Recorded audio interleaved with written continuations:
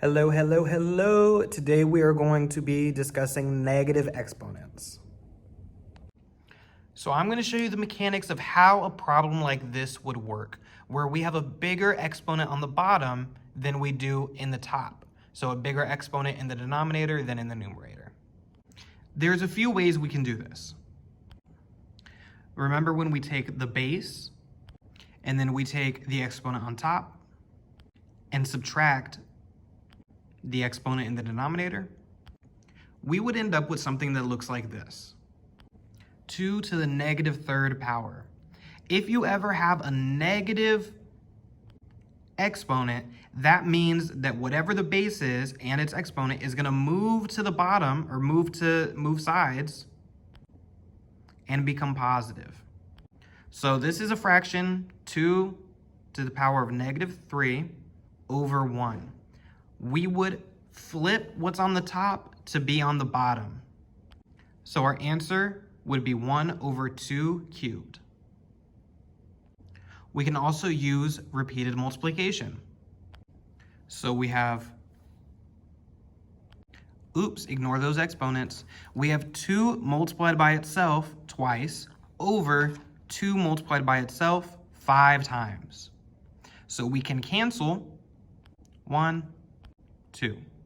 So now we have an invisible 1 on top over 2 multiplied by itself 3 times, which would give us 1 over 2 to the third power. What I like to do is just subtract the smaller number from the big number. So in this example, we have x to the 4th power over x to the 6th power. I'm going to replace whichever one has the smaller exponent with 1. And then I'm going to subtract the smaller exponent from the bigger exponent. So x to the power of 6 minus 4 gives me x squared. Or we could do repeated multiplication. So we have x multiplied by itself 4 times over x multiplied by itself 6 times. So we cancel. And now we have x multiplied by itself twice on the bottom and nothing up top, so we'll just put a 1. And our answer is 1 over x squared. Now sometimes you'll be given a negative exponent.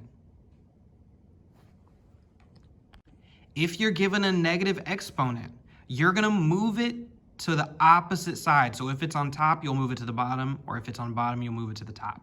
So in this case, a to the power of negative 3 is going to move down, and it'll become positive. So now we have a cubed times b to the 4th power, and since there's nothing on top, we're just going to put a 1. So if it ever leaves nothing up there, you'll just replace it with a 1.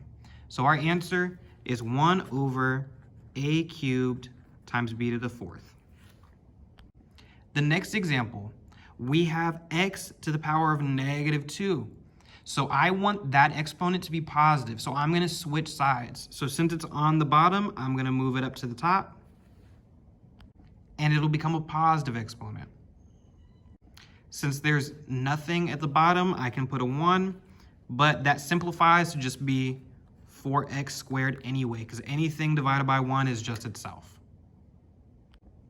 So now let's look at the next one. This one will look a lot more like your practice problems. What I like to do is split it up so I have all of the like things in one fraction. So I see on the bottom we have a 3. We don't have a number up top, so I'm just going to put a 1. Then we have x cubed on top and x to the power of negative 7 on bottom.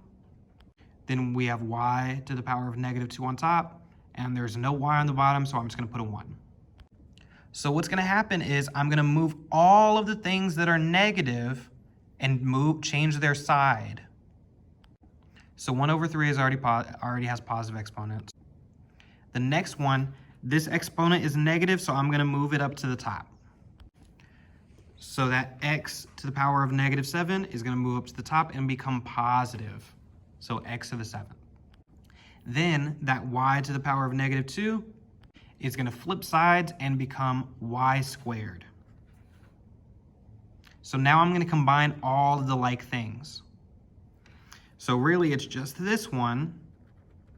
And since they have the same base, they can be combined. So I'm going to add their exponents, which is going to give me 10.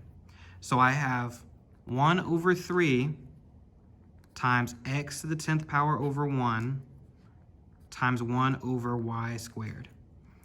Since I have things on each side, I'm just going to get rid of all the ones. So I would get x to the power of 10 over 3 times y squared.